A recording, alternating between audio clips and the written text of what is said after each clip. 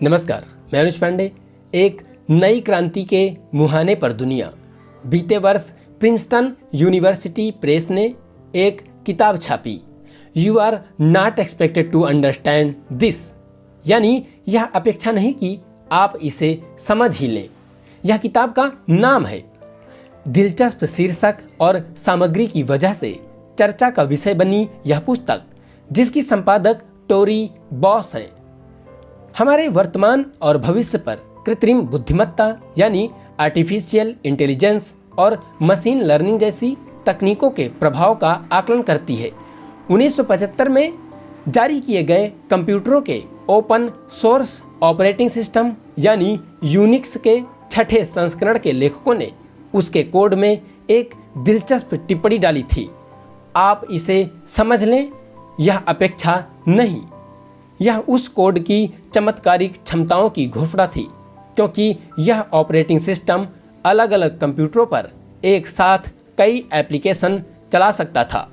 यहीं से नई तकनीक की वह यात्रा शुरू हुई जो आज एल्गोरिदम के जरिए कृत्रिम बुद्धिमत्ता, आर्टिफिशियल इंटेलिजेंस और मशीन लर्निंग तक आ पहुंची है। आर्टिफिशियल इंटेलिजेंस के क्षेत्र में कई उल्लेखनीय बातें हुई जिनकी वजह से यह किताब लिखी गई। जैसे फेसबुक की प्रवर्तक कंपनी मेटा के कुछ कर्मियों ने ऐसा आर्टिफिशियल इंटेलिजेंस प्रोग्राम बनाने का दावा किया जो रणनीति के प्रसिद्ध खेल डिप्लोमेसी में अधिकांश लोगों को हरा सकता है। चीन के शेनज़ेन के अधिकारियों ने दावा किया कि वे 5G नेटवर्क से जुड़े मोबाइल के डिजिटल जुड़वा रूपों के जरिए लोगों, उनकी आवाजाही और ऊर्जा की खपत की निगरानी कर रहे हैं। इसी बीच सबसे अधिक चर्चा चैट जीपीटी नामक चैटबॉट की रही, जो आकलन विश्लेषण कर सकता है, जटिल विषयों पर लेख लिख सकता है, चुटकुले और कहावतें समझ सकता है, उलझाऊ समस्याओं के तर्कसंगत हल बता सकता है। खबरें हैं कि माइक्रोसॉफ्ट चैट जीपीटी बनाने वाली कंपनी ओपन एआई में 1000 करोड़ डॉलर निवेश की योजना बना रही है। माइक्रोसॉफ्ट एक छोटी उदीयमान कंपनी पर इतना बड़ा दांव इसलिए लगाना चाहती है क्योंकि उसे गूगल के सर्च इंजन से मुकाबले के लिए विकल्प की तलाश है। चैट जीपीटी में जीपीटी का आशय ऐसी तकनीक से है जिसमें इंटरनेट पर उपलब्ध नाना विषयों की लाखों किताबों की सामग्री पढ़कर स्मृति का विशालकाय डाटाबेस तैयार होता है। फिर उसका उपयोग समझने और भाषाई व्यवहार करने में किया जाता है। अभी चैट जीपीटी शैशव अवस्था में है, लेकिन जैसे जैसे उसमें और जानकारी भरी जाएगी वैसे वैसे उसकी क्षमता और समझ बढ़ती जाएगी। ऐसी मशीनें अनुवाद करने, कानूनी और दफ्तरी दस्तावेज लिखने के अलावा रचनात्मक लेखन या संगीत के कच्चे मसौदे बनाने के काम भी कर सकेंगी, जिसके बाद लेखक उन्हें परिमार्जित कर सकेंगे।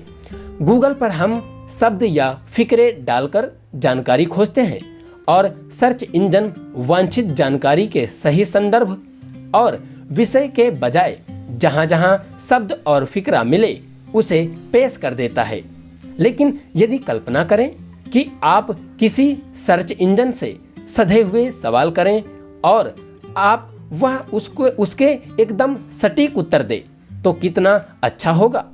माइक्रोसॉफ्ट को ओपन एआई से इसी तरह के सर्च इंजन की दरकार है, जिसके सहारे वह गूगल सर्च इंजन के एक छत्र राज को चुनौती देना चाहता है। यह सब इसलिए संभव हो रहा क्योंकि आर्टिफिशियल इंटेलिजेंस प्रोग्राम अब अपनी डीप लर्निंग की पीढ़ी से फाउंडेशन मॉडल के पड़ाव पर पहुंच गए हैं। पिछले 10 वर्षों से हम गूगल और एप्पल नक्शों के सहारे घूमने के आदी हो गए हैं। अमेजन की एलेक्सा और एप्पल की सीरी से भी छोटे मोटे काम करा लेते हैं, लेकिन फाउंडेशन मॉडल के बोट एकदम अलग पीढ़ी के होंगे।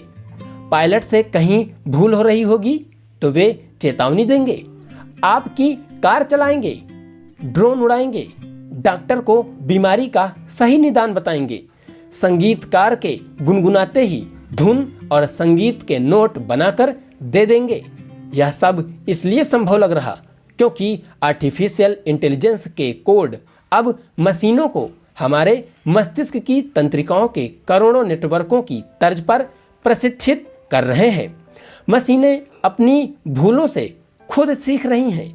वैसे अभी भी हवाई और रेल यातायात नियंत्रण, विमान नियंत्रण और चालन, मौसम पूर्वानुमान, मिसाइल, रॉकेट और उपग्रह प्रक्षेपण जैसे काम मशीनों की आर्टिफिशियल इंटेलिजेंस ही करती है। नई पीढ़ी की आर्टिफिशियल इंटेलिजेंस मशीनों में भूल सुधार की क्षमता भी होगी। टोरी बोस का मानना है कि लगभग हर काम में प्रयोग आने वाली मशीनों के कोड लिखने वाले हम और आप ही हैं, इसलिए ये उनकी धारणाओं से अछूते नहीं रह सकते। नीति निर्माताओं के लिए चुनौती यह है कि ये मशीनें आंकड़ों को खंगाल और समझ तो सकती हैं, परंतु इनकी नैतिक और सामाजिक जरूरत का सही फैसला नहीं कर सकती। आम लोगों के लिए चुनौती यह है कि एक बार जब सब मशीनों में हर जगह आर्टिफिशियल इंटेलिजेंस की कोई न कोई मात्रा लग जाएगी तो उन्हें चलाने और उनकी मरम्मत करने वालों को भी उनकी कुछ जानकारी चाहिए होगी, अन्यथा ये कैसे चलेंगी और ठीक होंगी। संभवतः इसी सोच विचार के बाद ब्रितानी प्रधानमंत्री ऋषि सुनक ने कहा कि स्कूलों में 12वीं कक्षा तक गणित को अनिवार्य किया जाएगा। उनका कहना था कि तेजी से हो रहे तकनीकी विकास और बदलाव को देखते हुए गणित की बुनियाद मजबूत किए बिना युवाओं को रोजगार मिलने में दिक्कतें होंगी। आर्टिफिशियल इंटेलिजेंस और मशीन लर्निंग में हो रहे विकास और रोजगार के प्रत्येक क्षेत्र में गणित की महत्व को सुनक से बेहतर कौन समझ सकता है। भारत के नेताओं और नीति निर्माताओं को भी इस विषय पर जागने की जरूरत है। बुद्धिमान मशीनों की क्रांति औद्योगिक क्रांति के बाद होने वाला सबसे बड़ा परिवर्तन है। लोगों के रोजगार पर इनके संभावित असर को लेकर अभी गहरे मतभेद हैं, लेकिन इस परिदृश्य में हमारे समक्ष दो ही विकल्प हैं। या तो आर्टिफिशियल इंटेलिजेंस और उसकी कोडिंग के बारे में जानकारी हासिल करें और मशीनों को अपनी ज़रूरतों और चुनौतियों के हिसाब से ढालें, या सब कुछ लिखने वालों और मशीनें बनाने वालों पर ही छोड़ दें। बहुत बहुत धन्यवाद।